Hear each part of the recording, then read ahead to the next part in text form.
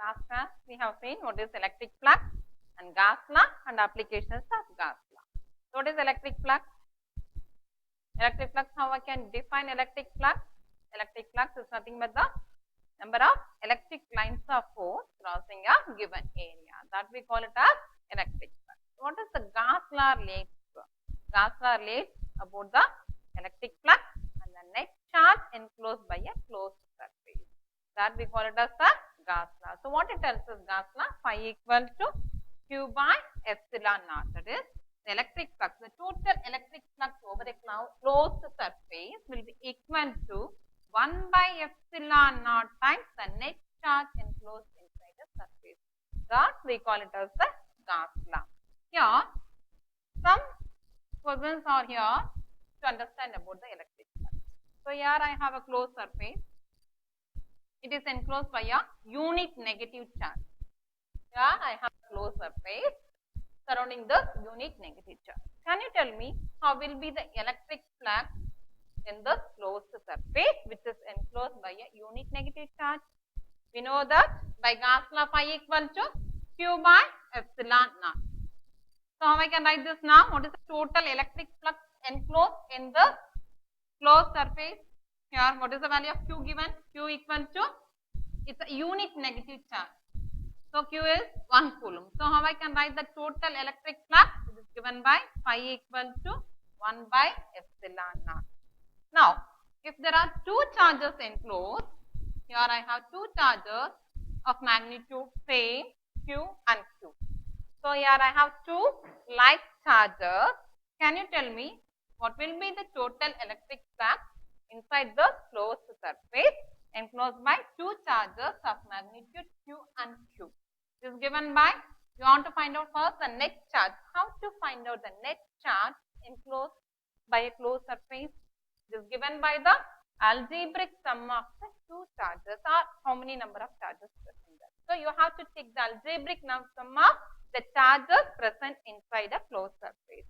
Here it is Q plus Q by epsilon naught. So the total flux enclosed in this closed surface is given by 2Q by epsilon naught. Now one more example. Here I have a dipole. You know what is meant by dipole? What's a dipole? A dipole means two equal and opposite charges separated by a distance constitute a dipole. So here I have two charges, one is minus Q and the other one is plus Q. It is enclosed. Now inside a closed surface I have a dipole. Can you find out what is the electric flux over this closed surface which encloses a dipole? Here, you want to find out the net charge. What is the net charge for these two? So it is given by Q minus Q by epsilon naught. So it is equal to 0 by epsilon naught. So the total flux enclosed is a dipole. So if a dipole is enclosed inside a closed surface, the total flux is equal to 0. Now, I have four charges in a medium.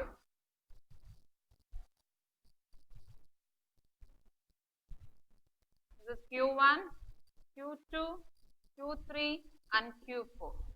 The magnitude of these four charges are, let Q1 be minus 14 nanocoulomb and Q2 be 78.85 nanocoulomb and Q3 be minus 56 nanocoulomb and let Q4 be 36 nanocoulomb. You want to find out for the system of charges what is the total electric flux.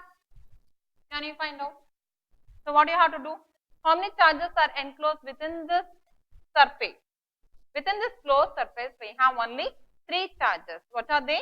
Q1, Q2, Q3 of these magnitudes. Now you want to find out what is the net charge enclosed inside the closed surface. So this charge which is totally outside the closed surface will not contribute any flux. So this charge we are not going to take into account since it is totally out of the closed surface. First you find out what is the total flux, what total charge, net charge of the closed surface. It is given by Q equal to Q1 plus Q2. You want to find out the algebraic sum of these three charges. What is Q1 here? It is minus 14 plus what is Q2? It is 78.85. What is Q3? It is minus 56. All these are in nanocoulomb. So it is 10 power minus 9. Minus 14 minus 56. It is minus 70 plus 78. Yeah, minus 70 plus 78.85 into 10 power minus 9. So minus 70 plus 78.85 is 8.85 into 10 power minus 9 coulomb. So this is the net charge enclosed inside the closed circuit.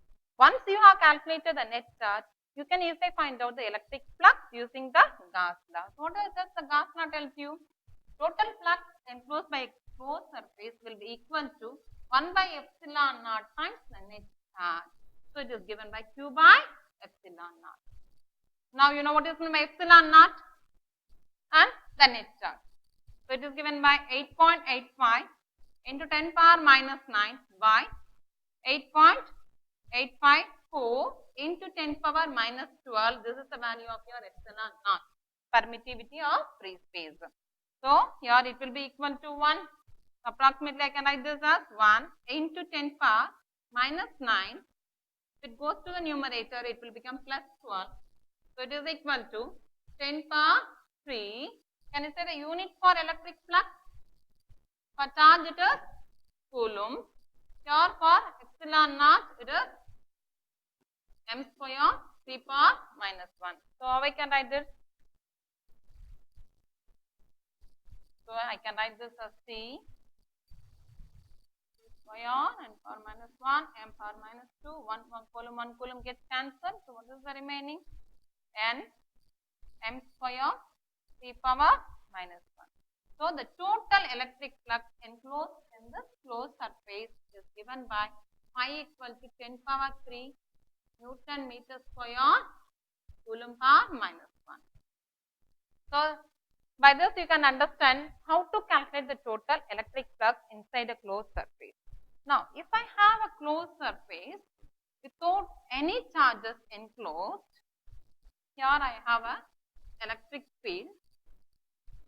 So whether it is a uniform or a non-uniform electric field, I have closed surface, it is not enclosing any charges. Can you say what is the total electric flux? Here I have a closed surface which is kept inside in a electric field, whether it is a uniform or a non-uniform electric field. Can you say what is the total flux enclosed by this closed surface? Since it is not enclosing any charges, so what is the total flux? Flux is given by Q by epsilon naught. There are no charges, so 0 by epsilon naught. So flux is equal to 0. When there is no charges enclosed inside a closed surface, that means no electric lines of force are crossing it. So the total flux will be 0, even though it is placed in a uniform or non-uniform electric field. Then what is the Gaussian surface? How you can draw a Gaussian surface? It's an imaginary surface. How you can choose a Gaussian surface? So here I have a infinitely charged thin wire. Now for this I want to draw a Gaussian surface. So let this be positively charged. I will take a point P. At this point P only you are going to find out the electric field. That is your work. So what you are going to find out here at this point P, due to this charged wire, how will be the electric field? So at this point we are going to find out the electric field. Keeping this point as the center and R as the radius, I will draw a Gaussian surface. It's an imaginary surface. So how you can draw a Gaussian surface? You are going to draw a Gaussian, you are going to choose a point where you are going to find out the electric field, and surrounding that point I will draw a Gaussian surface symmetrical to both the sides. It's a symmetrical form. Always the Gaussian surface will be either sphere or cylinder. It will be either sphere or cylinder, or it may be any symmetrical form. So this is the way how we are going to draw a Gaussian surface. And we are seeing the applications of Gauss law. How will be the electric field due to a uniformly charged infinite uniformly charged thin wire and due to a plain sheet. And how will be the electric field between two plain sheets at a point inside and a point outside. This and all we have seen already. Now we will see what happens to the electric field due to a uniformly charged spherical shell. So this one is a uniformly charged spherical shell. So let it be charged positively. Now we are going to find out for this uniformly charged spherical shell, how will be the electric field at a point outside, at a point inside and at a point on the surface of the sphere. First, at a point outside. Here I am going to take a point. Let R be the radius of the sphere. I will take a point P, which is at a distance of small letter r from the center of the sphere. Keeping this point, here at this point only I am going to find out the electric field. So, I will choose a imaginary surface that we call it as a Gaussian surface. From this point, I am going to draw a imaginary sphere that we call it as the Gaussian surface. Now, can you say what will be the direction of the electric field due to this positively charged spherical shell? It's a positively charged. So, how will be the direction of the electric field? It will be radiating outwards. So, this will be the direction of your electric field. Now, flux equal to phi equal to surface integral E dr cos theta. This is your formula for finding the electric flux. Now, what is the angle between these two? So, here this is your sphere. If you draw a normal, it will be outwards, and if you see the direction of the electric field, it is also in the same direction. So, the angle between the electric field and the surface area E and ds, the angle between these two will be equal to 0 degree. And what is cos 0? Cos 0 degree is 1. So, how I can write this electric flux? Phi equal to surface integral E ds, since cos theta is equal to 1. Now, since it is a sphere, I can write the surface charge density as sigma. So, phi equal to q by epsilon naught.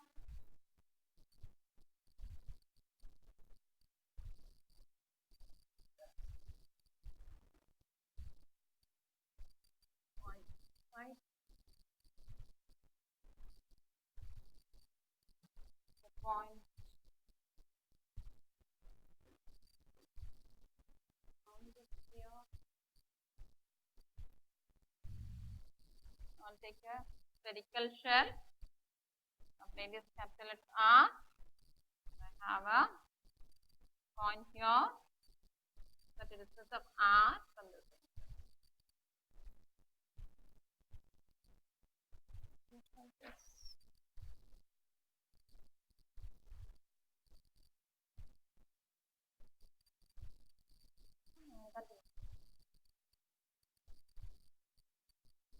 So, listen. So, we are going to find out at a point outside the spherical shell how will be the electric field. We have calculated what is the electric flux using the Gauss law, phi equal to q by epsilon naught. Clear? Now, this ds is nothing but the surface area of a sphere. Now, it is given by, we know that what is the surface area of a sphere of radius r here. It is given by, for this Gaussian surface, we are going to find out the surface area of this imaginary sphere. It is given by E into 4 pi r square. Here we are taking the radius as r. So, this will be your electric flux. So, now you relate this electric flux using Gauss law. So, you will be getting E into 4 pi r square phi equal to q by epsilon naught. From this, you can calculate what is the electric field at a point outside the spherical shell. This is given by q by 4 pi epsilon naught r square. So, this will be your electric field at a point outside the spherical shell. Now, if the point P lies on the surface, say here the same point P is lying on the surface. So what happens to the electric field E if the point P lies on the surface? Yeah. So here both the distance, that is the radius r of the sphere, and the distance between the center of the sphere and the point B will be equal. So r is equal to r. So same formula. How I can write this now? E equal to q by 4 pi epsilon naught r square. Since both the distance are same, I can write instead of small letter r, I can write also capital letter R. So this will be the electric field at a point on the sphere. Now, if the point P lies inside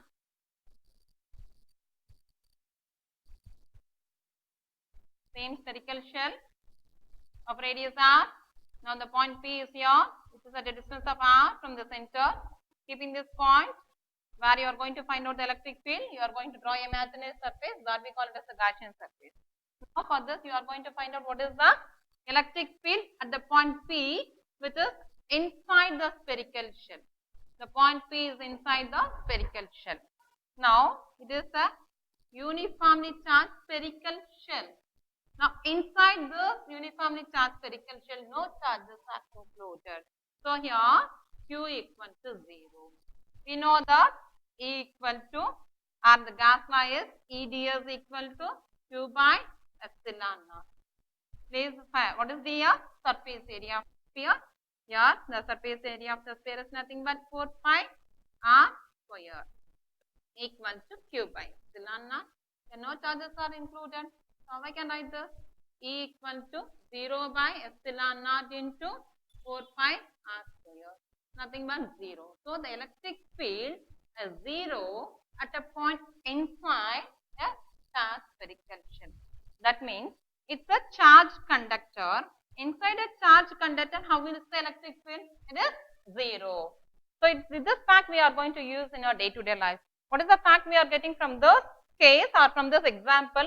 The electric field inside a conductor is 0, since there are no charges enclosed inside a closed surface. So what is really happening here means we are isolating a certain region of space.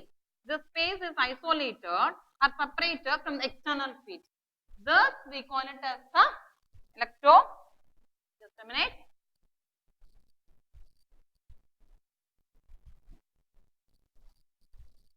We are separating a certain region of space from the external field. So in the third case, what we have seen, a certain region of space is isolated from the external field. That is, it is shielded totally from the external field. Thus, we call it as the electrostatic shielding. So what is electrostatic shielding? How I can define the electrostatic shielding? It is a certain region of space which is isolated or separated from the external field. That we call it as the electrostatic shielding. In this fact, we are going to use an example. For example, during lightning or thunder, when it is heavy raining, it is lightning heavily. So you are sitting inside a car. If it is lightning heavily, can you tell me whether it is safer to be inside a car or standing under a tree? What you will do? Which one will you prefer? It is safe to sit inside a car or go and stand near a tree, under a tree. So if, for example, if you are sitting inside a car, so here the metal body of the car, the metal body of the car is a conductor. All metals are very good conductors. So when a lightning strikes the car, what happens? The charges are discharged through the body of the conductor and get earthed. You are sitting inside. So here what is really actually happening here? The metal body of the car provides the electrostatic shielding. So which is going to provide the electrostatic shielding? The metal body of the car. It provides the electrostatic shielding. We know that the fact that electric field inside a conductor is 0. So the electric field is a conductor. All metals are very good conductors. When a lightning hits the car, this metal body which provides the electrostatic shielding will discharges the charges through the ground and you are sitting inside. So here in this region there will be no electric field at all. So you will be totally protected from the lightning. So it is always safer to be inside a car than standing under a tree. What happens if you are standing under a tree? Here, what happens? Our human body is a very good conductor. So directly we will be receiving the lightning and you will be affected by the lightning. So it is always safer to be inside a car than standing under a tree during lightning. Here, what is the concept involved here? First thing, when the lightning hits the car, what happens? The metal body, which is a very good conductor of the metal body of the car, it provides electrostatic shielding, and we know that fact. The electric field inside the conductor is zero. The electric charges are discharged through the body of the car. In this way, you are being a protector from the lightning. So this is a example for the electric field inside a conductor is zero. Next one. So far we have seen how to charge a body by friction. In this chapter from the beginning we have seen by what is frictional electricity, and when two bodies are rubbed against each other, how a body is charged, how a particle is charged. So that we call it as the frictional electricity, and we are producing charges by rubbing against each other. So already we have seen there are three methods of producing charges in a body. One is friction, the other one is conduction, the other one is induction. Now we will see how to produce charges in a body by the process of induction. Here, I can also produce charges in a body without any contact with another body. That we call it as the induction. That process we call it as electrostatic induction. For example, I will take a metal sphere which is mounted on a insulating stand. So this is an insulating stand, it's an insulator. Over this I have a metal sphere. In this I will brought a charged plastic rod. So this is a metal sphere which is mounted on an insulating stand. I will brought near to this metal sphere a negatively charged plastic rod. What we are going to do here? We are going to bring closer to this object, which is a very good conductor, a negatively charged plastic rod. What happens here? In this metal, all the positive and negative charges will be displaced from each other, and the positive charges will come near the nearer end of this rod, since due to the force of attraction, all the positive charges will get displaced and they will occupy the nearer end of the rod, and the negative charges will be occupied at the farther end of the rod. So what we are going to do here, in the neutral body, I am separating the positive and negative charges. When these positive and negative charges are separated, when I bring near to this a charged body. So these positive, initially there are no positive and negative charges separated in this body. So it was neutral in the initially it was neutral. So when this positive and negative charges are separated, when I brought near to this a charged rod. So the separation of positive and negative charges, when a charged body is brought near to it due to polarization, this we call it as the electrostatic induction. This process we call it as electrostatic induction. Now this end I am going to earth it. So what happens when I earth this end? All these charges will be earth. So even though this is earth, the positive charges will be at the nearer end to the rod. Why? Because, can you say why? Even though this end is charged earth, all the positive charges will be at the nearer end of this rod due to the force of attraction between the negative and positive charges, even though this end is earth. Now, if you remove this rod, just you remove the rod from the sphere. What happens? All this positive, see all the positive charge, it will form a cloud-like appearance here. When the charged rod is removed from the sphere, these positive charges will be uniformly spread over the sphere. So here I produce charges. Now I produce a charged body. How I produce? Did I rub against each other without any contact with another object? We are producing charges in the body. Thus we call it as the electrostatic induction. Now here, if I am giving a charge to your body, what happens to its potential? What is potential? Can you define what is the potential? The work done. in moving a charge from one point to another point is called potential difference. From infinity to a certain point we call it as potential. If there are two like charges, always remember, and if there are two unlike, charges, that is whether it is a positive or negative, its electrostatic potential energy increases. It's what happens to its electrostatic potential energy for a two like, that is the work done in bringing two like charges. Whether it is an electron, or whether it is a proton, these two are like charges. So what is the work done in bringing these two like charges against each other or towards each other? Its potential energy of the system increases. What happens if two unlike charges are brought closer to each other? Its electrostatic potential energy will become decreasing. It decreases. The electrostatic potential energy decreases if two unlike charges are brought towards each other. Now here all the positive charges will be uniformly spread over the sphere. Now I produce a charged body. So when I am charging a body, that means I am giving some charges to this body. So if I produce some charges to a body, a potential is developed in the body. It may increase, a potential may increase or decrease. So here there will be a change in potential because of the charge given to the body, isn't it? So when a charge Q is given to a body, there is a change in potential. Let that change in potential be V.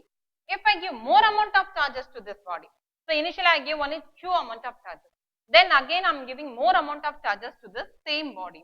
So what happens? If the charges are more, then what happens to the potential?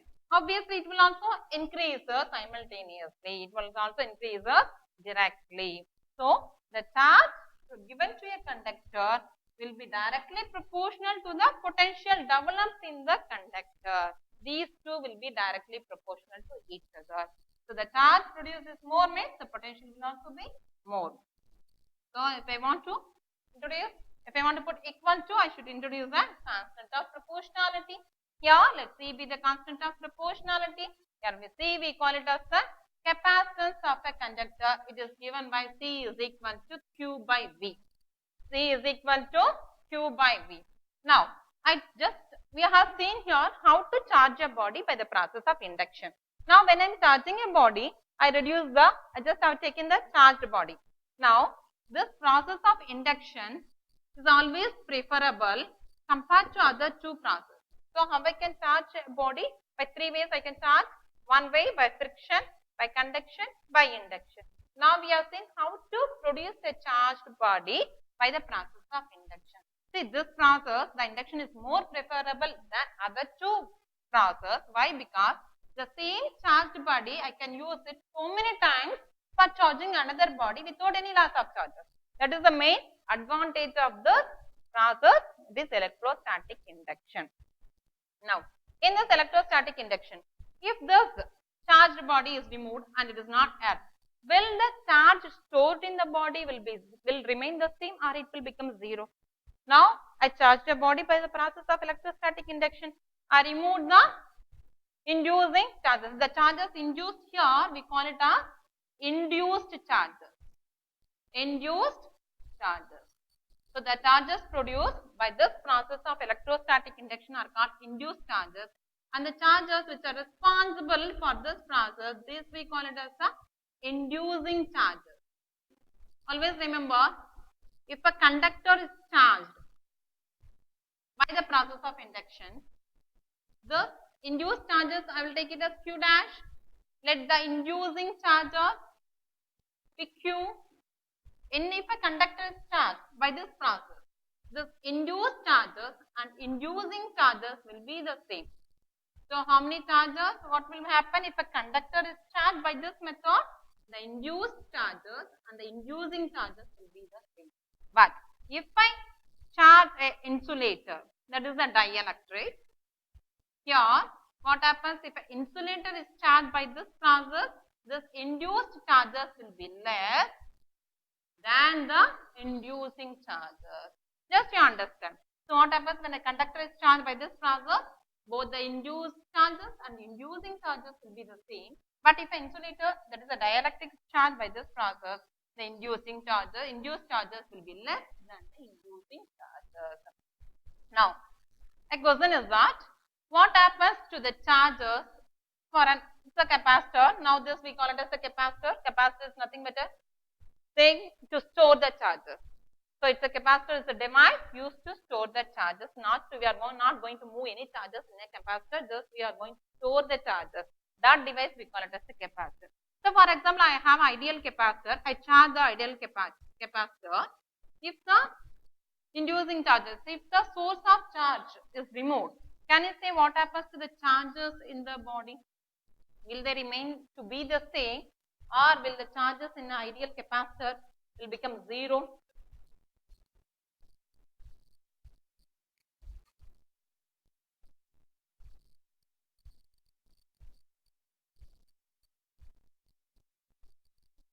So, we have the charging source is the plastic rod. I have removed the plastic rod. This is the charging source. The charging source is removed, and here some charges are stored in a body. The question is, for an ideal capacitor, if the charging source is taken away, it is disconnected, what happens to the charges stored in the body? Will they remain to be the same, or will they become 0? Can you say? So, it's an ideal capacitor. We know what is a capacitor. Capacitor is a device used for storing the charges. So, this is a capacitor. I stored some charges here. Now, I just taken away, I disconnected the source of charging. This one I have taken away. The plastic rod I have taken away. What happens to the charges stored in the body? Will they remain to be the same, or it will become 0? If it is an ideal capacitor, the charges stored will remain the same. If the source of induction is taken away, is disconnected. So, when the charging source is disconnected, what happens to the charges stored in the capacitor? It remains to be the same. So, C is equal to Q by V. In this way, I can define the capacitance of a capacitor. So, how I can define the capacitance of a capacitor? It is given by charge given to the capacitor to the potential developed by it. So, the unit for capacitance is farad. The practical units are microfarad and picofarad. So, what are the practical units for farad? What we are going to use in our day-to-day life is microfarad and picofarad. Microfarad is 10 power minus 6 and picofarad is 10 power minus 12. Now, I can also define the unit for capacitance, that is 1 farad, in this way. If a charge of 1 coulomb is given to the capacitor, by giving this charge of 1 coulomb, let the potential develop 1 volt. Then I can say the capacitor unit for capacitance is 1 farad. So, a capacitor has a capacitance of 1 farad. When 1 coulomb of charge is given to the conductor, it produces a potential of 1 volt. In this way, I can define 1 farad. So far, we have seen what is meant by induction and how this induction process is carried on, and what is meant by capacitance and how you can define 1 farad. Now, we will go for how to see the principle of a capacitor. What is the principle involved in a capacitor? I have a metal rod. This one is a charged metal rod. Let A be a metal plate. It's positively charged. Now, to this metal plate A, who bring another plate, a well insulated metal plate B. So, I have a insulated metal charged plate A. It is positively charged. Now, close to this plate A, I am bringing another plate B, which is not charged. What happens to this when I brought closer to it? By the process of induction, the negative charges will be formed at the nearer end, at the closer end, and all the positive charges will be thrown away to the other end of the plate B due to the force of repulsion. Due to the force of attraction, all the negative charges will be on the inner side of the plate B. What happens when this side is off? All the positive charges will goes to flow off to the ground. Here. So, because of this, what happens to the potential of this plate A? We know that when two like charges, see here, initially because of this positive charge, the potential of A potential of A, positive means what happens to the potential energy? It increases or decreases. If there are two like charges, what happens to the potential? Already we have seen that, just now I have told you, there are two unlike charges. Two like charges potential increases. If the two unlike charges potential decreases. So, because of the positive charge on the other side of the plate B, the potential of A increases. Clear? But because of the negative charge, the potential of A decreases. Clear? Now, this plate is, so all the positive plate charges will go to the ground. Now, what happens further? Now, I have only negative charge on the inner side of the plate B. So, because of the further, the potential of A decreases. So, further, the potential of A decreases. So, when the potential decreases, so what happens to the capacitance? We know that C equal to Q by V. If the potential decreases, what happens to the capacitance? It increases. Both are inversely proportional. So, here the capacitance of the capacitor increases since there is a decrease in potential. This is the principle of your capacitor. So, when the potential decreases, its capacitance increases since we know by the formula C equal to Q by V. This capacitance of a capacitor depends upon the geometry, that is the size and shape of the conductor, and the nature of the medium where it is present. So, on what factors does the capacitance of a conductor depend upon? It depends upon the size and shape, that is the geometry of the conductor and the nature of the medium in which it is situated. One more question. When the capacitor of a conductor depends upon the material by which the plates are made. See here, I am having different materials. Yeah? Will the capacitance of a conductor depends upon the material by which the plates are made? Definitely not. And what factor it will depend upon? It will depend upon only the geometry of the conductor and the nature of the medium situated. Now we will see what happens to a parallel plate capacitor. If there are two, for this capacitance, how will be the capacitance? See, I take two metal plates, XY. This plate X is positively charged. So, what happens when I bring closer to this X plate, a Y plate? By the process of induction, all the negative charges will be formed at the inner side of the plate, and the positive charge, it is grounded. So, the positive charges which are formed here goes to the ground. Now, let D be the distance of separation between the two plates. So, the electric field lines will be from positive to negative. So, let Q be the charge and V be the potential developed here because of the charge Q given to the conductor. So, we have to find out what is the electric field, what is the capacitance of this conductor. So, what we are going to see here, because of these two parallel plates, what is the capacitance of this conductor. Now, if these two plates are close to each other, the electric field will be confined in this region itself. So, there will be electric field because of the charges induced in these plates. We already know how by Gauss law, already we have seen by application of Gauss law, what is the electric field between two charged, unlike charged plates. E equal to sigma by epsilon naught. Now, what will be the electric field in between the two charged, oppositely charged metal plates? It is given by E equal to sigma by epsilon naught. Now, I want to find out how will be the capacitance of a conductor. E equal to Q by V. So, because of this electric field, a potential is developed here. Can you say what is the relation between this E and dV? We already seen what is the different relation between E and dV.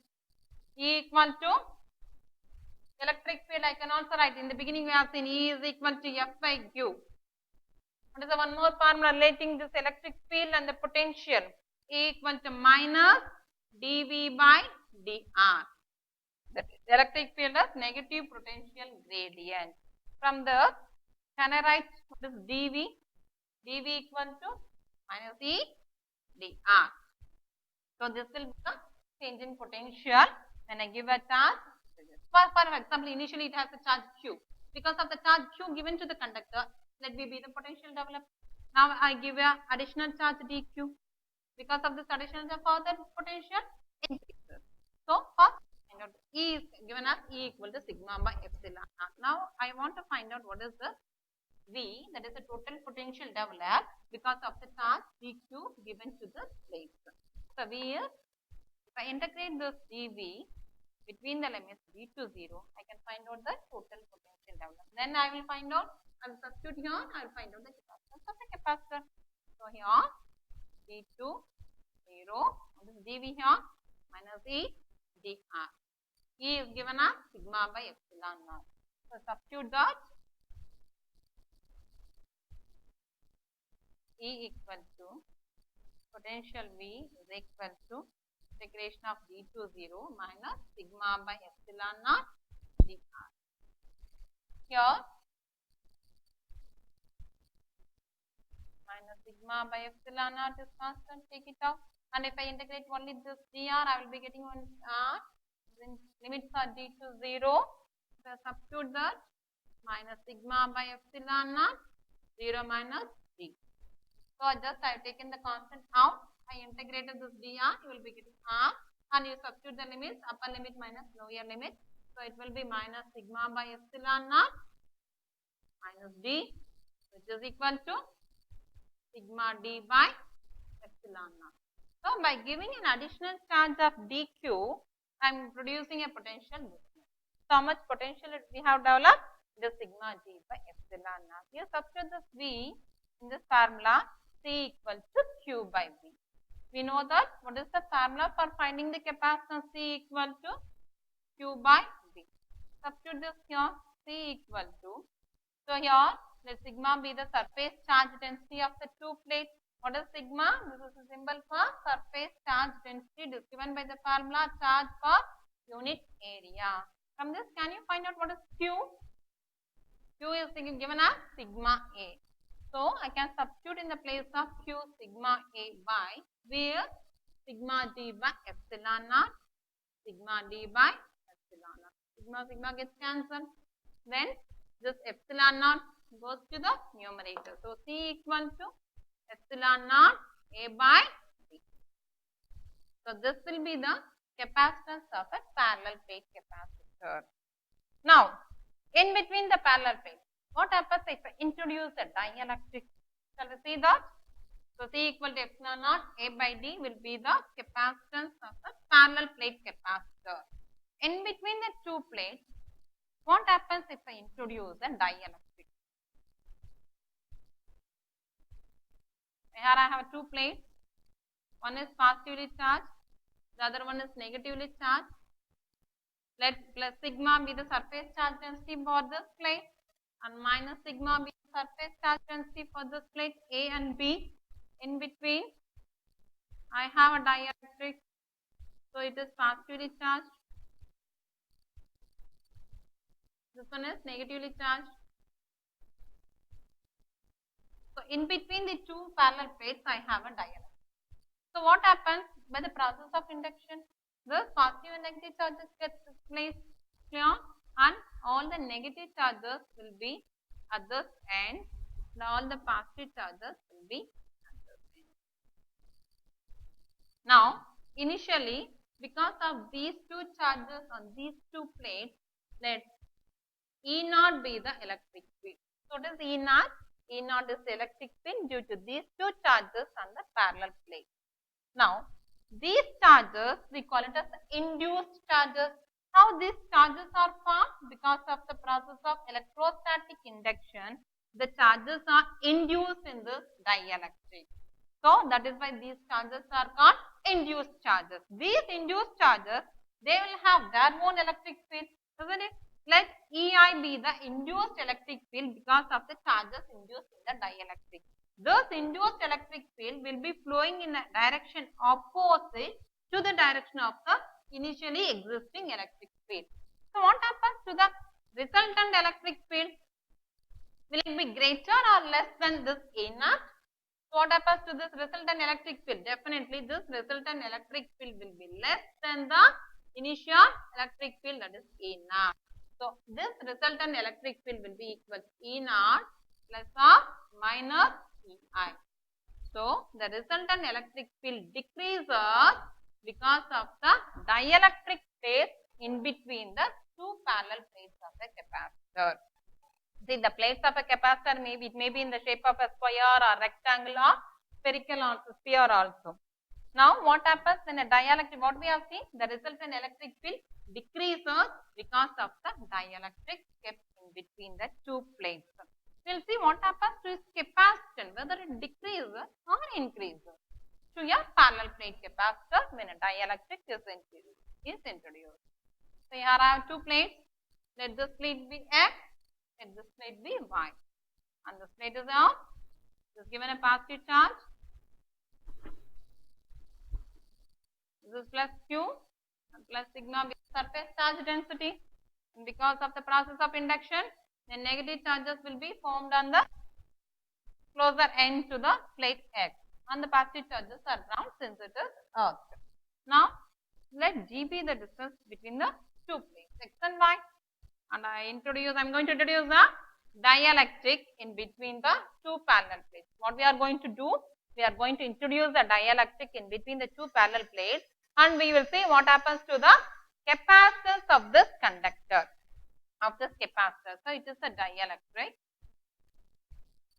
of relative permittivity epsilon r. Let the thickness of this be T. Now, this is air filled. So, outside this dielectric, the medium is air. Now, we will find out what is the thickness of the air and what is the thickness of the dielectric.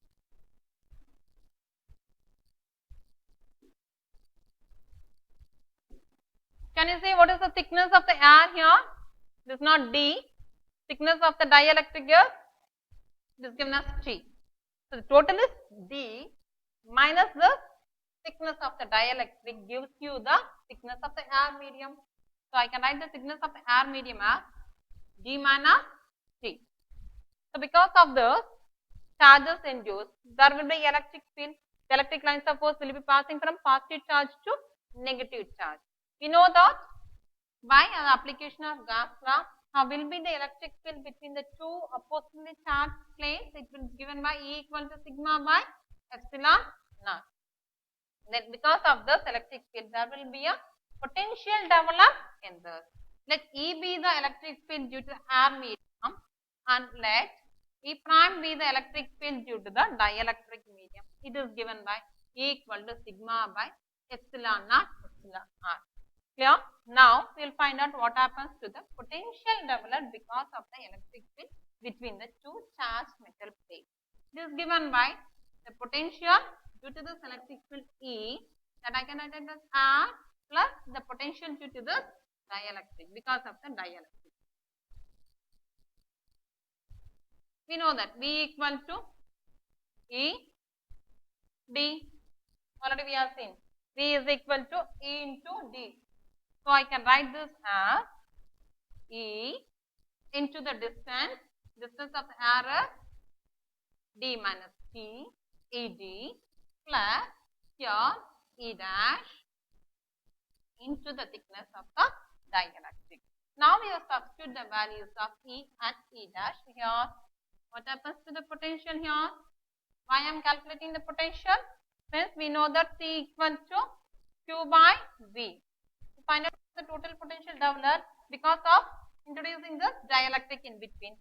So, V equal to sigma by epsilon naught D minus T plus sigma by epsilon naught epsilon r into T. So, in this sigma by epsilon naught is common. Take it out. Epsilon naught D minus T plus T by epsilon r. So, this will be the potential because of introducing a dielectric. Now, you substitute this in the formula C equal to Q by V. We know that Q equal to sigma A. Substitute these two in this formula. sigma A by V is sigma by epsilon naught d minus t plus t by epsilon r. Sigma sigma gets cancelled. So this epsilon goes to the numerator.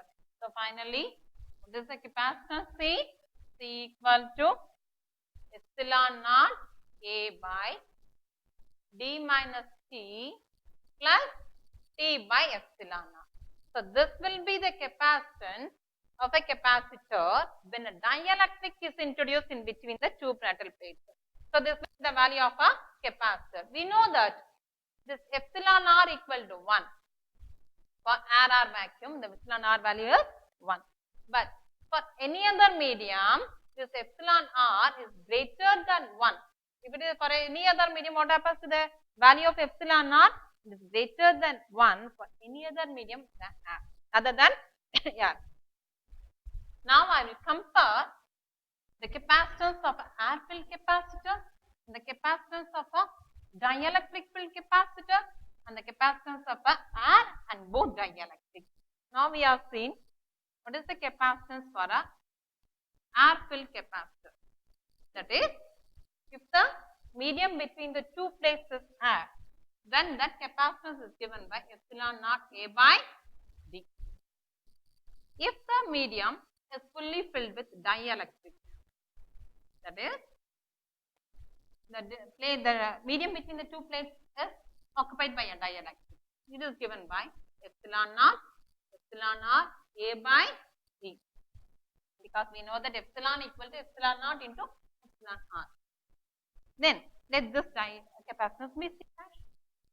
What happens if a capacitor is having both air and dielectric? That is given by C equal to epsilon naught A by D minus C plus by epsilon.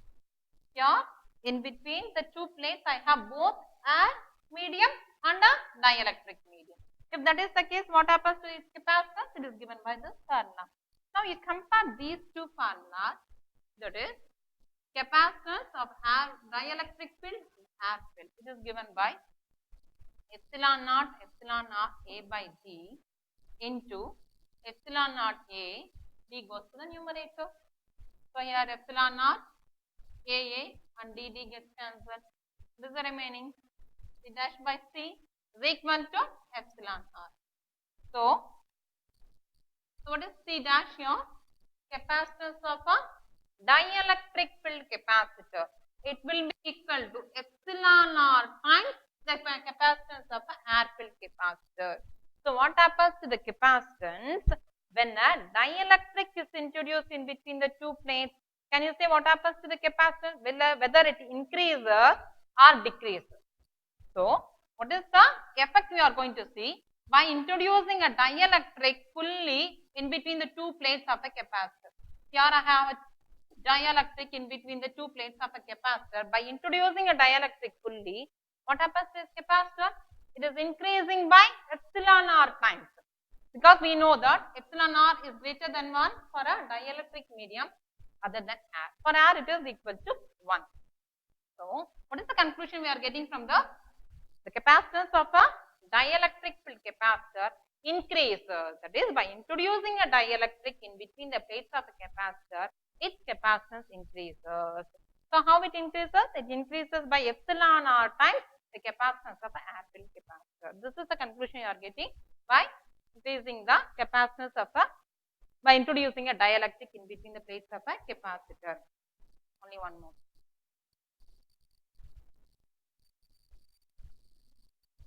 So we have seen what is meant by dielectric. Can you define what is the dielectric? What is the dielectric? What is the conductor? In a conductor,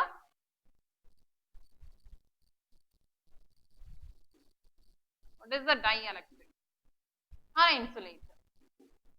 In a conductor, I can have the availability of free electrons. Free electrons the availability of free electrons will be more in a conductor. But in an insulator or dielectric, I can't see any free electrons inside the material. That we call it as a dielectric. That means all the electrons will be tightly bound to the nucleus. So all the electrons will be tightly bound to the nucleus. That is why there is no availability of free electrons to move under the influence of an external electric field also. That materials we call it as the dielectric. Can you say some examples for dielectric? Mica, oil, plastic, wood. So many examples we can say for dielectric. So what is the dielectric? There is no availability of free electrons to move under the influence of a electric field. Those materials we call it as dielectric. We will go for polar molecules and non-polar molecules. This is a very important one. What does mean by polar molecule and non-polar molecule?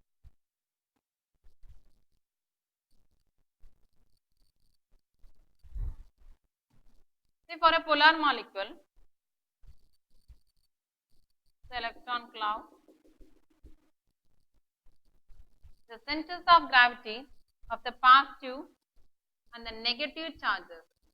So, for a polar molecule, the center of gravity of the positive and negative charges will be separated, will not coincide with each other. That type of molecules we call it as polar molecules. For a polar molecule, the centers of gravity of the positive and negative charges will not coincide. They are separated by a small distance. That we call it as polar molecules. Good examples for polar molecules are N2O, H2O, NH3, HCl.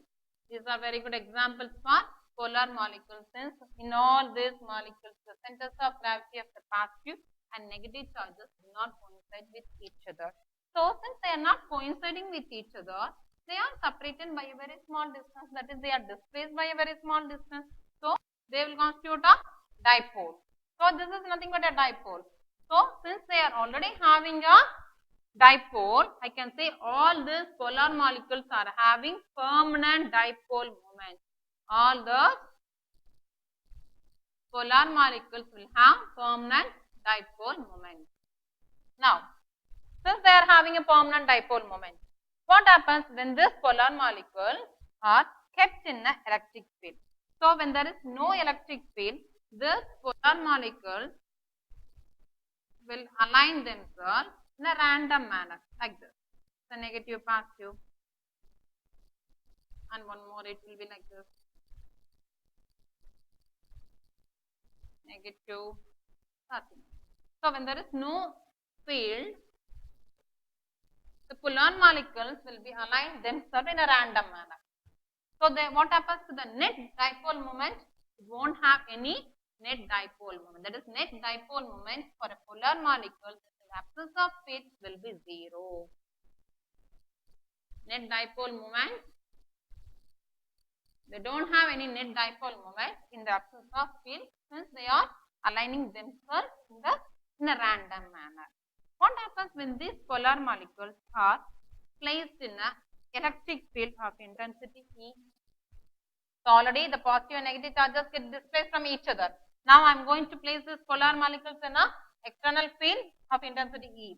The positive, and that is the dipole, will align themselves in a regular manner like this, in the direction of the electric field. So all the dipole will align themselves in the direction of the electric field. Thus we call it as the polarization. So what is polarization? The alignment of the dipole in the direction of the electric field, we call it as the polarization. So when it is placed in a uniform electric field of intensity E, they have a net dipole moment. They have a net dipole moment. Now, what are non-polar molecules? Here, in non-polar molecules, let this be the electron cloud. The centers of gravity of the positive and negative charges, they will coincide with each other. Here, in a non-polar molecule, that type of molecules we call it as non-polar molecules.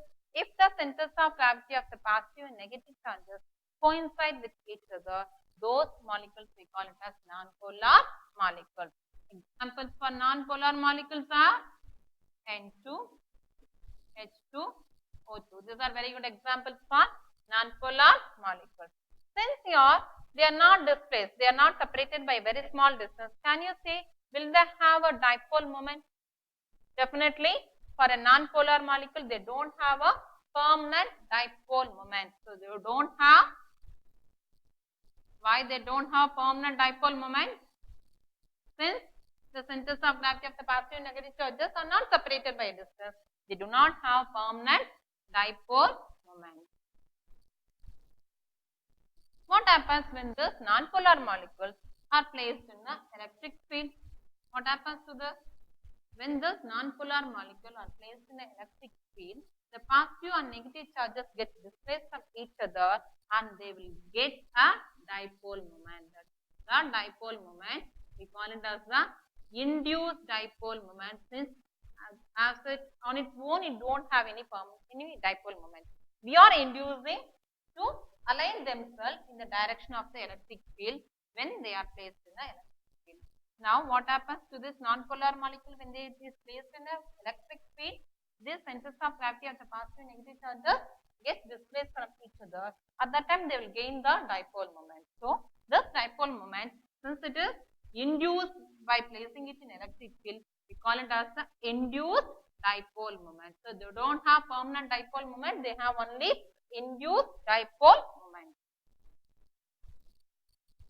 Induced dipole moment. So whether it is an induced dipole moment or a permanent dipole moment, all these positive and negative, that is the dipole, they will get aligned themselves in a regular way or in a exact way in the direction of the electric field. So in the direction of the electric field, all the permanent or induced dipole moment will align themselves in the direction of the electric field. So this dipole moment will depend upon the electric field intensity. That is, it is directly proportional to the electric field intensity. So I can say P is directly proportional to electric field intensity E. If I want to put equal to, to introduce a constant of proportionality, let that be alpha E. Here alpha we call it as the molecular polarizability or electric polarization. So alpha equal to P by E. Can you write the unit for this electric polarization alpha or molecular polarizability? So for dipole moment P, it is given as Coulomb meter. For electric field intensity, how I can write the unit for Newton per Coulomb. Coulomb goes to the numerator. So the unit for molecular polarizability will be n minus 1 C square m.